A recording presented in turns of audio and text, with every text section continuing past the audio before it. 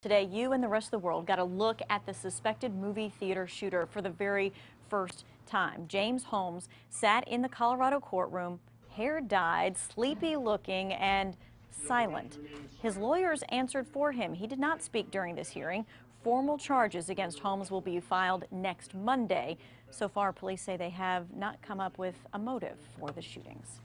All right, so looking at Holmes, you see the red-dyed hair, you saw the gaze, looking into space, it seems, and we don't really know if it means much of anything, but to see if it does, Blanca Cobb, a body language expert and trial consultant, is here, and we do appreciate you being here, because this is all we've got to work with right now, and this is, I would probably guess, is somewhat speculation, but you say some of this stuff rings true. So let's look at some video that we picked out earlier. I'm going to push play here, and tell us what you see in this clip here.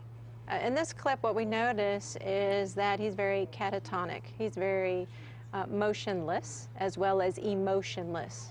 It looks like there are moments that he has periods of lucidity where he's aware of what's going on. Other times he looks very tired, you know, the droopy eyes. Other times his eyes are wide open. We see the eyes wide open when people are surprised or when they're sleepy and they're trying to keep themselves awake. So do you see this as maybe more of a, maybe he's been sleep deprived, or? Perhaps. I mean, we don't know what has been going on for him since this event happened. So it very well could be that he is sleep deprived. But not only the facial, or lack of facial expressions, I should say, look at his body. He has his arms in what we call a fig leaf. You know, people who are confident, they take up space. This is somebody, so you have the congruency of what's going on in his face and his body with his arms right by his side. Also, we do get a hint in some footage. You'll see the thumb move across the bottom of the screen. That's what we call either a pacifier or manipulator. And this is where one part of our body touches another part of our body to calm ourselves, to let ourselves know it's going to be okay. And again, you just get a hint of it in some of the footage. So then overall, would you say this is someone that may be remorseful, someone that may be clear that they're in trouble?